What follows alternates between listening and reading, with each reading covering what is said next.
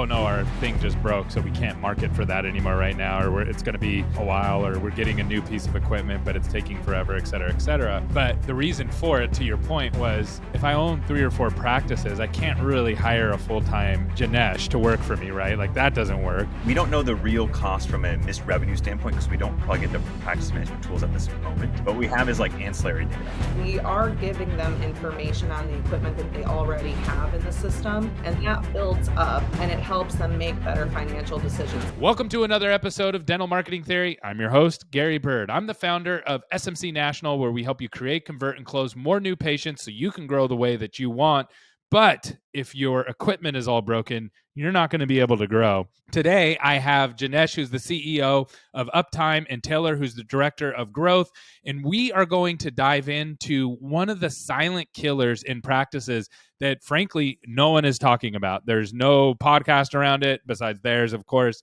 There's no information out there. I've never heard of it before, never really thought about it. Most people are just throwing their old equipment into drawers, into closets, and they're not realizing that they're losing the opportunity to have warranties and just to take advantage of all the things that are built into the equipment. So today we're going to talk about that. You're going to hear a story about how somebody had $100,000 worth of equipment sitting in their back closet and how they didn't even know that it was there. So you're going to want to hear this. It really impacts your bottom line. And if it doesn't impact you today, it will impact you eventually. So you're going to want to stay tuned. All right, Jinesh. So I met you guys at the Amplified conference, and I'm really excited to get into the conversation of, number one, how did you get into the dental industry?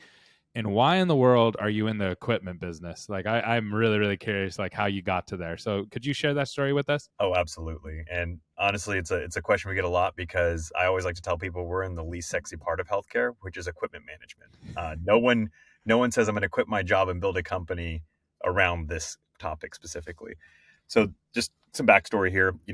I started in the medical industry, and I actually was an equipment management person for large health systems. The job title is called Clinical Engineering Manager. And really my whole job was making sure, how do we know what we own from an equipment standpoint? How do we keep it from breaking down? How do we keep it in compliance with regulatory processes? So in medical versus dental, you have things like MRI, CT scanners, a lot of complex things that require a lot of care. And so how do you manage those, put a service strategy together, and then inform people when they need new ones? So that was my whole job. And I ended up doing that really, really well. But, long story short, we started acquiring a lot of urgent cares as part of that ecosystem. And think about it like a dental practice, but just for medical. It's a tiny building with equipment, and the staff is just doctors, nurses, front desk people, like you have dentists, hygienists, front desk people. And they didn't know a lot about equipment. And what I realized is they didn't have any tools to help them solve their problems of how do I manage this stuff. They don't have experts like me in the buildings, because I was in the basements of my big buildings and they don't have basements in those strip malls. Yeah. So I really wanted to build a solution for them first. That's actually where we started, to be honest. But when COVID hit, because we launched our product November 2019, we were doing really well in urgent care. And actually that's where Taylor comes from. We grabbed her from the Urgent Care Association, and she was the director of quality and standards there. And once COVID hit, unless we were selling PPE, no one was picking up a phone call. But we also didn't want to disrupt them either, because they were doing life-saving work, and the biggest time in our country to even care about that. We were like, we don't even want to disturb you. So we looked up and we said, what are the other industries that have the same problem? And we wrote down a gigantic list. Our thesis was, if you have equipment of any kind that takes care of patients, but you don't have any in-house expertise to actually manage and repair it, you're probably a target for us. And that looked at dental, optometry, veterinary, laboratory, you name it. There's so many. Then we stack ranked it against who has the most locations. Dental, I could not believe this, but if you add up urgent care, surgical, optometry, veterinary, you add them all up and you barely equate to dental as an industry. And that allowed us to say, let's focus there. Let's see if they have the problem. We went to one show, the Yankee Dental Congress here in Boston, bought a $25 ticket just as an entrance fee, just to talk to people.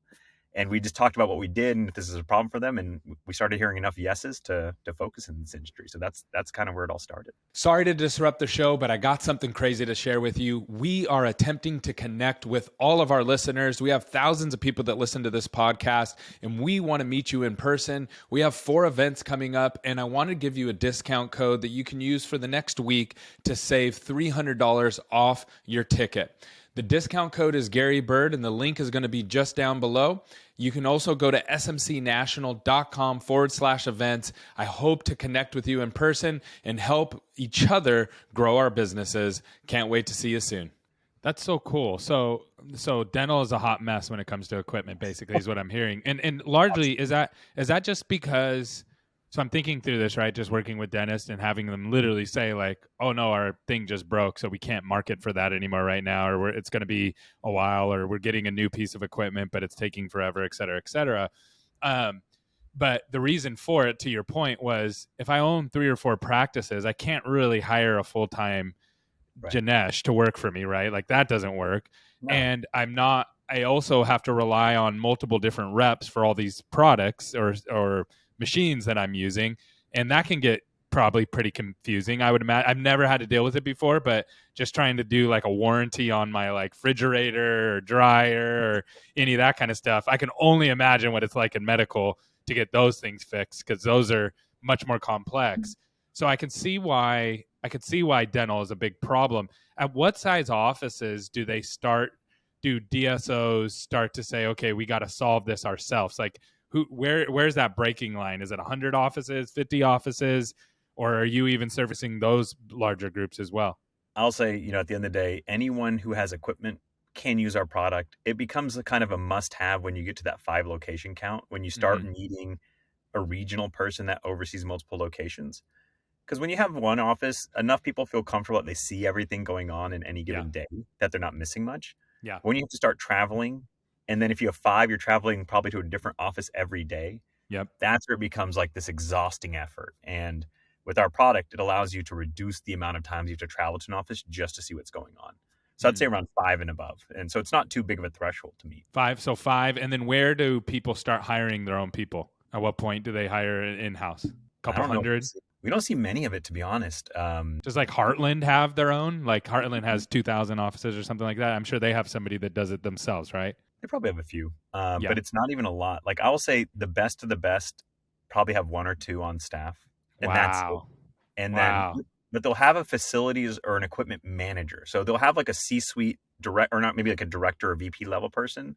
And their entire job is fielding these incoming requests and then redispatching them out. And so that's it's more reactive than proactive? Absolutely. Exactly. Okay, Taylor, why don't you tell me how you guys are more proactive versus reactive? Well, we could roll right into the predictive analytics that we provide. So, we're giving back data that you should be able to see, but right now you're not. So there is just so much information about your equipment that you're not having your hands on, and we give you literally the visibility every single day to understand more about your equipment. But also the compliance and just the understanding of the maintenance of the equipment is what helps people understand why it's so important to keep up with the equipment management, because it's one of those things, as Jinesh said, it's not really a sexy topic. People don't want to talk about it, but it exists. It's a problem. And it's something that they need to stay on top of so that they can be proactive. Yeah, it's kind of like, I imagine it's kind of like dental to the general public, right? Like I really don't think about the dentist as a patient very often. I only when I have a problem or it's like, oh, stink, I have a hygiene appointment today. Like once every 6 months or once every couple of years, right, for pain. But when it hits and it's a problem.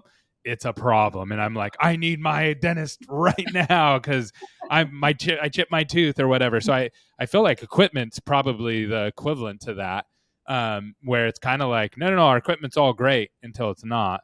Right. So how do you guys, so you said you can predict when the equipment's going to break and then you're proactive on the maintenance on it? Is that like, how does that work? So we're collecting data not only on your equipment, but all of our users of our platform. And so we're able to kind of help you understand your equipment a little bit better from those algorithms we have in place.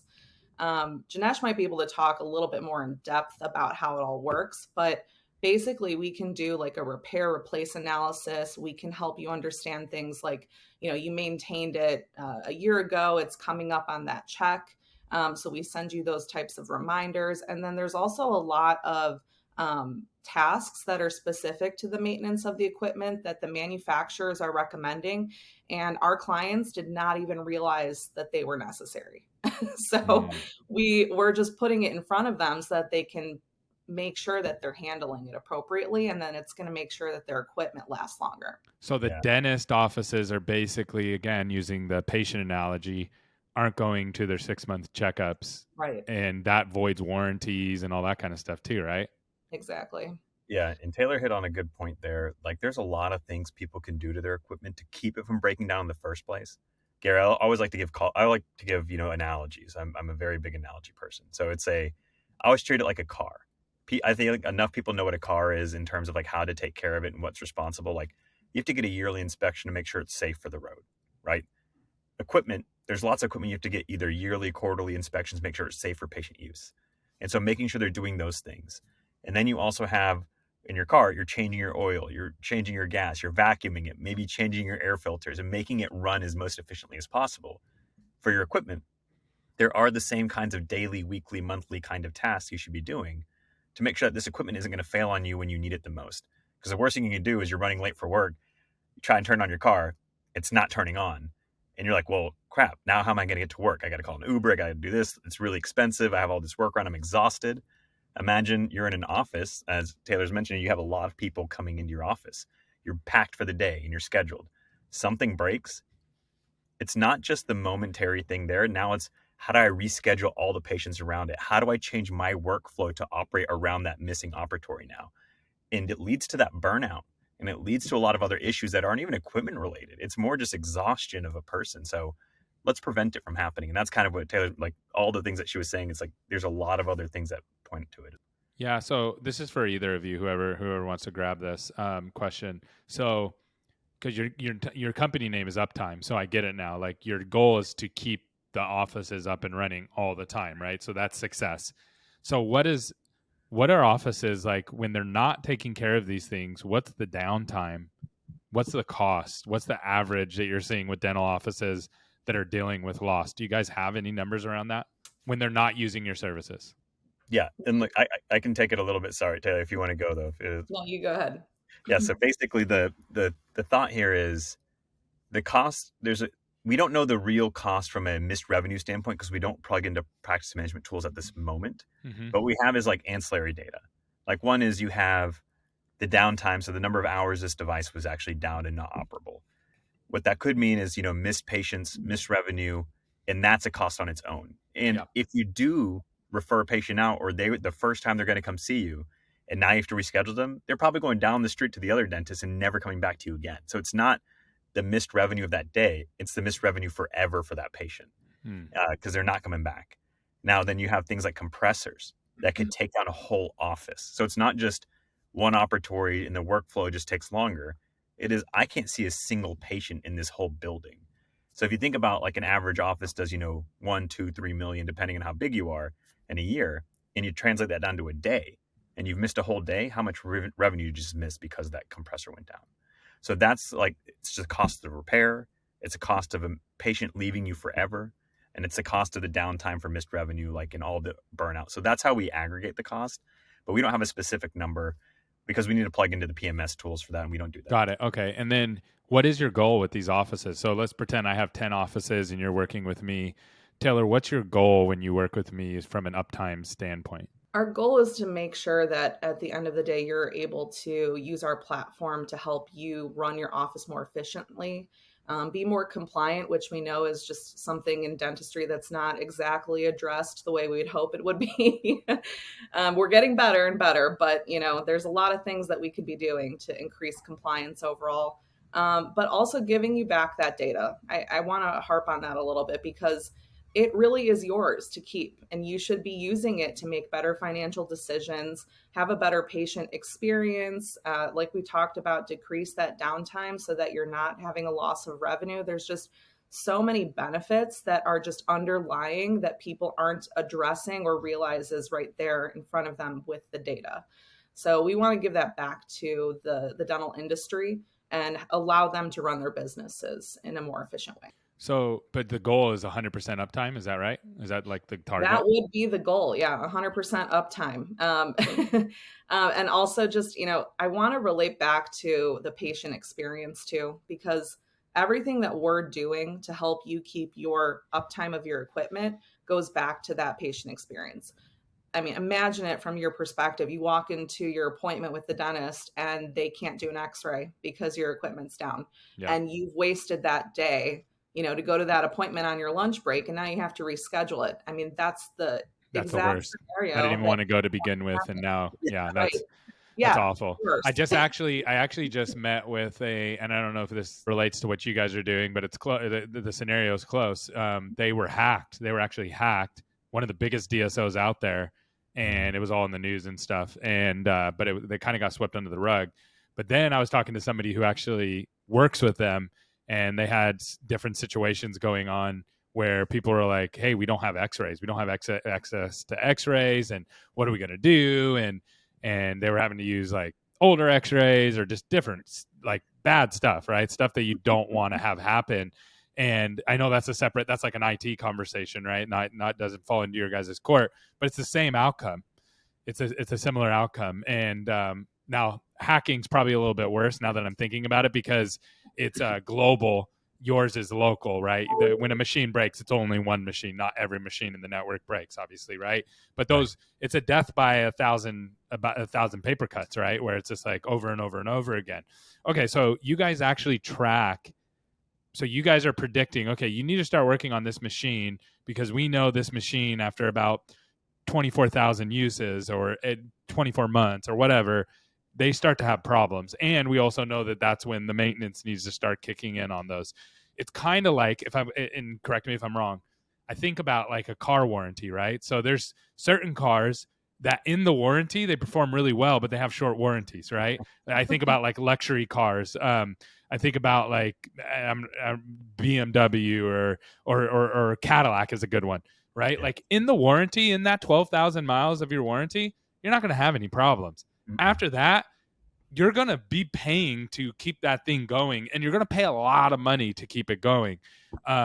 So what are like some of the best equipment out there that you're or brands, either brands or type of equipment that you're just like, these are the ones that last forever? Like, these are great machines. Well, I don't think we can say that out loud without ruffling any feathers. But yeah, you should hear my next question. My next question is, which are the worst ones? yeah. So what I'll do is I'll play Switzerland here, and I will say our goal is to make sure whatever it is you buy, you're treating with the most absolute care. Well, okay, so let me. I'm going to hit this from another angle then. All right, okay. So I'm going to pretend that, like, let's pretend I'm your client. So I'm coming to you and I'm opening up a DSO, and I'm opening up every 6 months. I'm going to be dropping a de novo in. Mm-hmm. How do you tell me which products? Will you help me tell me which products to buy? We won't. We will basically say we'll help you manage what you do own. We tell them work with your reps. Your reps care a lot about you at the end of the day, and they want to make sure you're successful because that's what keeps them around. But whatever you choose to decide, we're going to work with your reps and you to make sure that is the most phenomenal device you've had, or it's performing to its absolute maximum capacity it can. Now, over time, Gary, what you're hitting at, we will come out with some more benchmarking standards that we can publish and make it more publicly available. But right now, because we're so new to the dental world, our data is still, growing, and we want to. You don't want to wreck somebody unfairly, basically. Right, exactly. So I want to be sure if we ever do kind of create this kind of standard or publication, it is with really good data, and we're not unfairly kind of putting somebody down. Got it. Okay, that makes sense. So, go ahead, Taylor. To your point, though, we are giving them information on the equipment that they already have in the system. That's true. That builds up and it helps them make better financial decisions. So we do give them like a repair versus replace analysis.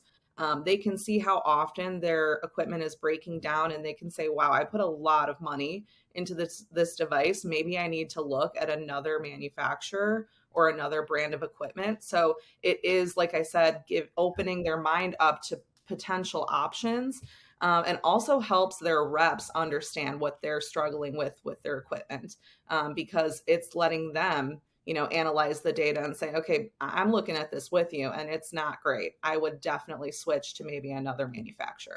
Okay, that's helpful. And then, so right now, what's the biggest hang up that you're seeing when it comes to equipment inside of dental that you guys are facing helping your clients? Like in terms of getting them up and running, or like in terms of just in general? Because again, this is one of those things. So everybody thinks about top line revenue. Everybody always thinks about marketing. Everybody always thinks about, I got to hire a hygienist, or I got to hire an associate, or my front desk isn't very strong, or I need more Google reviews. These are things that people think about a lot. Or should we add this other service? Like, these are conversations from the outside looking in, I see going on every single day at every single practice, like nonstop, right? I never hear anybody talk about equipment. I've never heard anybody besides oh, you should buy this piece of equipment. It's pretty cool technology. That's all I ever hear. I never then after that hear oh, it broke down every 6 months. I think there's two reasons for that. Number one, I think that dental is really good at always sharing the positives and not the negatives. Like, everybody's always like, yeah, we grew to 400 offices and we did it over 3 years. And yeah, it was just smooth sailing. You know what I mean? You hear a lot of that, right? And you don't hear a lot of the negative stuff. And to be honest with you, in the dental industry, people won't name drop. Just like when I was talking to you guys, give me the best equipment, give me a word. Almost no one will name drop. I ask these kind of questions all the time. And it's a very cordial, polite, tight community, right? And I appreciate that. So what are, from your perspective, and I'm just trying to learn here, what is the biggest hangups that people are facing inside of this non-conversation that's happening publicly? Yeah, I would say I don't think people care enough about it right now because it hasn't been talked about. So Gary, you were spot on with nobody talks about what are you doing for your equipment management strategy. That's not cool conversation to have. Everyone wants to talk about how many new patients did you get in? What's your revenue per operatory? What are all these cool stats that are, maybe they're a little bit vanity metrics, maybe they're real metrics, but it's more really fun data to talk about. Yeah. And you think about what we do, no one's like, okay, well, how much did you make per your CBCT? Maybe that's how they make a decision. But what I think is slowly happening, and I actually appreciate it, is we are the first market movers for a product like ours to help people just automate how they manage their equipment. And because of it, we're the only ones marketing about it. We're the only ones talking about it. But we're starting to see, even some of these DSO panels or the conference panels that we go to, when you have a large fleet of equipment, people are finally starting to talk about, well, how do you manage that network? And how do you manage that procurement? How do you manage, they're starting to touch on the surfaces of what we do. And I think it's because there's more and more companies starting to solve those kinds of problems. So you're right. I don't think people have talked about it enough in the past, but I think they're starting to.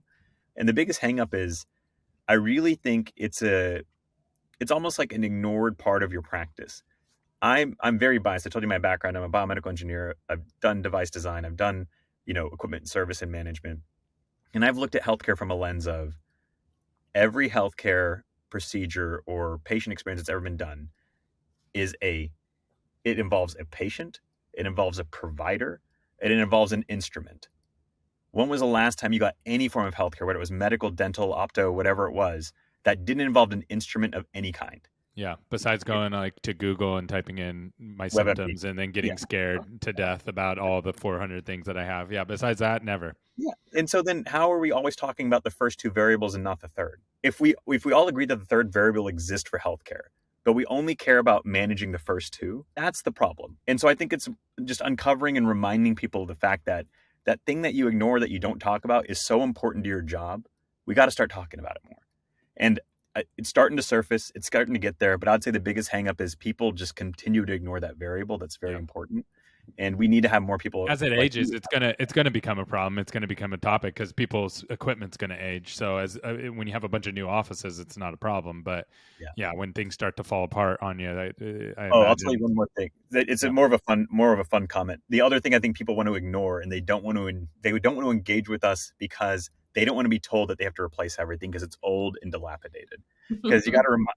A lot of these groups are buying old practices, right? These old docs that have been there for a while. They've got a great business, great book of clients, and they bring in all these old devices. I can't tell you how many times we tell people we're going to do an asset roster to finally tell you what you own, which you don't have right now. And then we're going to tell you what you should probably look at replacing and repairing just to help get you up to speed. And they're like, Jinesh, I imagine that list is going to come back and say, I need to replace everything. And they're a little scared of that moment, right? Yeah. It's a kind of a, Schrodinger's box. If you don't see it, you don't have to deal with it. But if you finally have a third party come in and tell you the same thing that you've known all along, it makes it a lot worse. Yeah, I totally hear you on that one. Can you tell me what kind of equipment, not brand, so that way it doesn't get anybody in trouble and you're not bad, but like what equipment is breaking the most in these offices? I'll probably say it's the chairs and sterilizers. They're the ones that are probably abused and used the most. The most things that people care about monitoring are probably the compressors and vacuums. And so because they probably care about them a little bit more than others, they don't break down as much. And the manufacturers, honestly, with those kinds of products do a really good job in making Yeah, and those are pretty straightforward, right? Like the I don't know a lot about this stuff, but the compressors are pretty straightforward. So those are the break down the least. And what breaks down the most? Oh, sorry. I was giving you CapEx, but it was like Okay. chairs and sterilizers, but really hand pieces. So if you think about like the tiniest thing, the hand piece is like the bane of everyone's existence. And it's not even just a repair. It's the fact that they have dozens of them everywhere. Open up any drawer. There's like a few in there. There's a few underneath the cushion somewhere. It's just, they don't even know how many they have, how many have they repaired, It's like the remotes at my house, it sounds like. Exactly. Yeah. Yeah. I'd say hand pieces are number one. Absolute. Yeah, I was just going to say that's one of the things that we've learned as we're working with our clients. They don't have a way to even know, how often these hand pieces are breaking down. And it's funny because people think equipment management software, it has to be only my CapEx equipment that I can put on there and manage. Mm-hmm. And that is not the reality. We can actually keep everything in your office on there. We have some clients, just to put in perspective, that put their TVs on there, their printers on there, anything that they deem as equipment, they can manage. So what's a handpiece cost? Oh, it depends, right? You can go from like the low hundreds to thousands something, like it, because there's so many variations, and it depends on the brand. But I'd say Taylor. I can tell you one of our clients has admitted, and they did not want to admit this, but they realized that they were spending close to $100,000 a year on repairing their hand pieces. Just think about that. So how do you fix something like that? Like, how would I fix that? So if I came to you guys and I say, you know what, I feel like I have hand pieces everywhere in my offices and they're just falling out of drawers and things like that. And you guys look at it and you go, look, Gary, you're spending $100,000 a year on hand pieces. Like, how do you actually solve that then? What's the next steps after that? Because I think this is going to be the most relatable to people. Yeah, I mean, Taylor, if you want to keep going with your story, or I can jump in, but keep going. Well, actually, this was something that was brought to our attention through one of our partners, which is why we love our partners so much, because they dive into the needs of the mutual client that we're working with.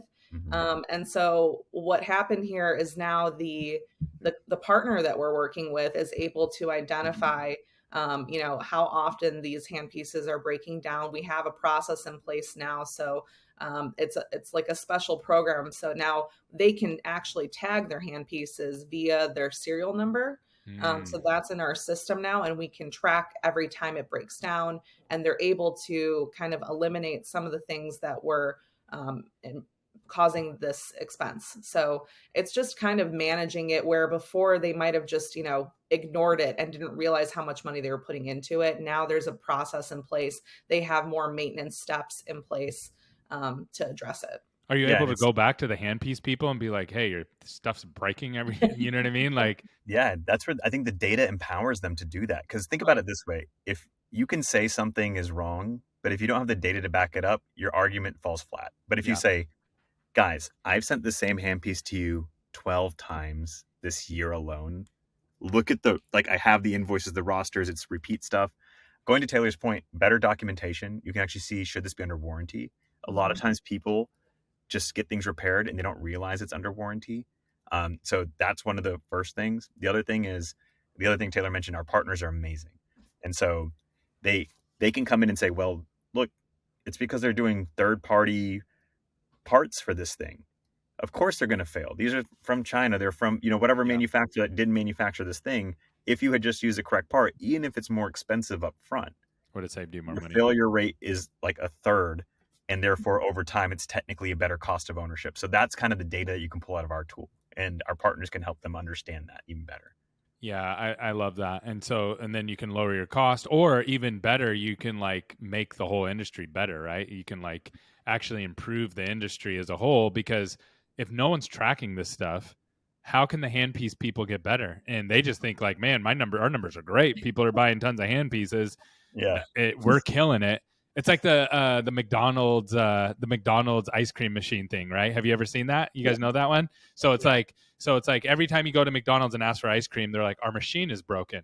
And there's a whole documentary series around this. It's so funny that they're purposely it's outsourced. So the people who own the machines, it's a separate company. It's not McDonald's.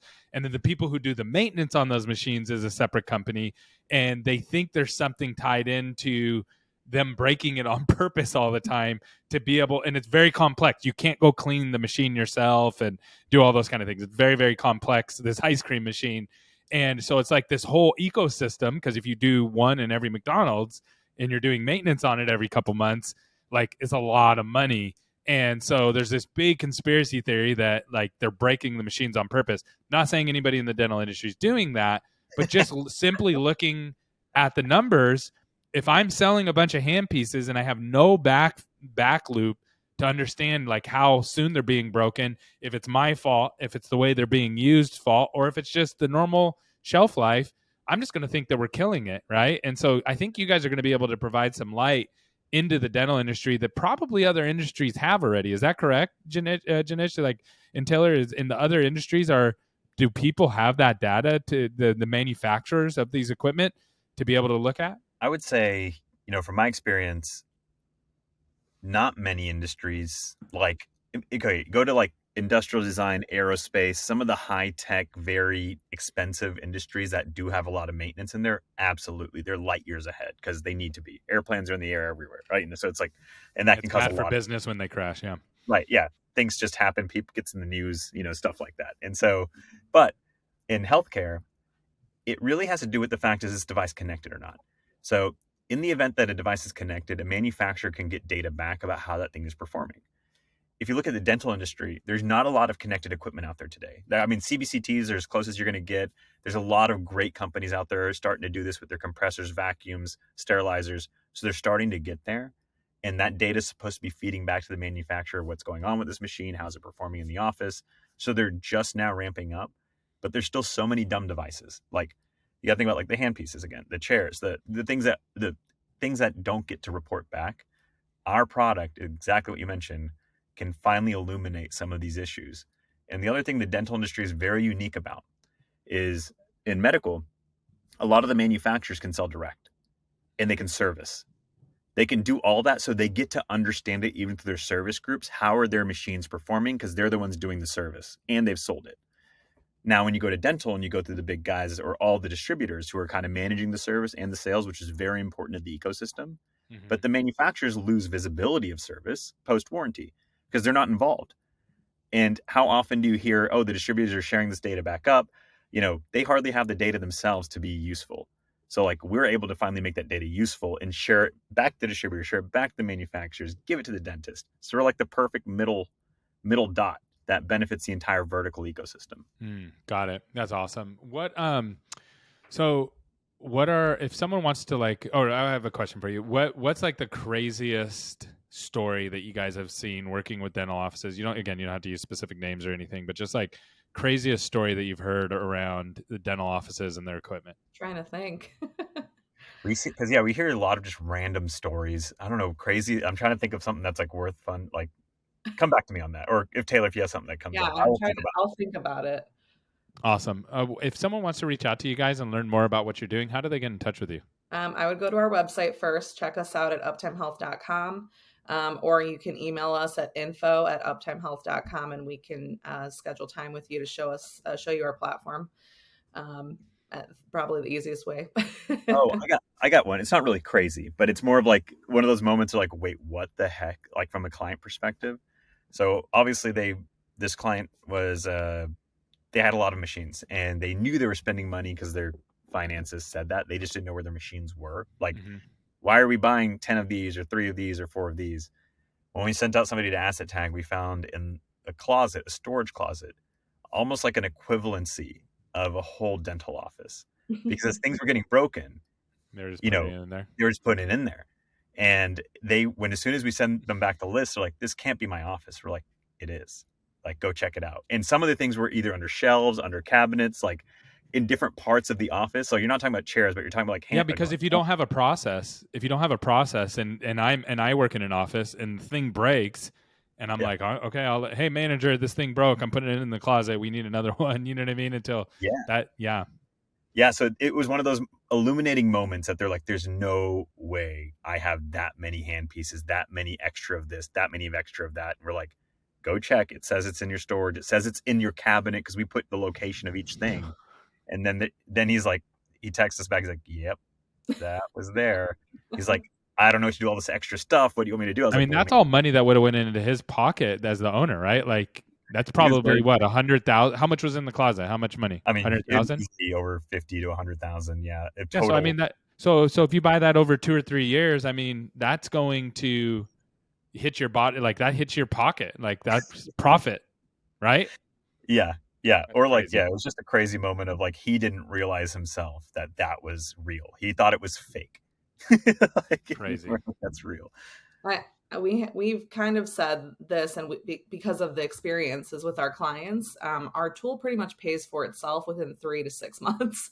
Wow. Yeah. You're I able bet. to start seeing, how much spend you're putting in and how much you can be saving. But I actually have another, it's from the compliance side of our tool, which I know we're talking about equipment a lot, but this was kind of an eye-opening thing that happens.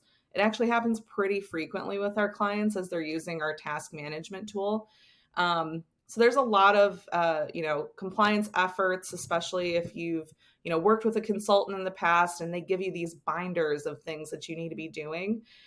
Just recently, it was pretty funny. We had a client that was during the onboarding process of our tool, and they called us and they just had to laugh because they were like, we had a compliance binder that one of our locations was supposed to be keeping up with, and it was in perfect condition because it's never been touched.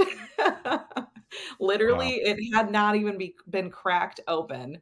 And so it was very eye-opening for them to realize like all of these tasks that they're supposed to be keeping up with to maintain compliance as an location, they were not even doing that. So now there's no way to hide behind that binder, because everything is in front of the organization, and they can see in real time what's going on from a compliance perspective. So Yeah, and Yeah. Gary, half these like crazy moments, they happen so frequently because we're like one of the only people touching these kinds of parts of the industry right now. So for us, it feels normal. Like, of yeah, course, everyone starts off this way, or everyone has this reaction. So it's hard for us to think of like a crazy moment. So for those who are listening, if this is you, you're not alone. yeah, It's everybody. Everybody is like this. everybody. Has their closet somewhere, right? Now, Right. share how for one more time, because I like to put this at the end. How can people reach out to you and make sure they get in touch with you if they have questions about your service? If you have any questions about Uptime Health, you can go to uptimehealth.com. Just check out our website, take a look at all the features that we have, and then reach out to us at info@uptimehealth.com. Awesome. Thanks so much for coming on, guys. Yeah, thanks, Thank Gary. you.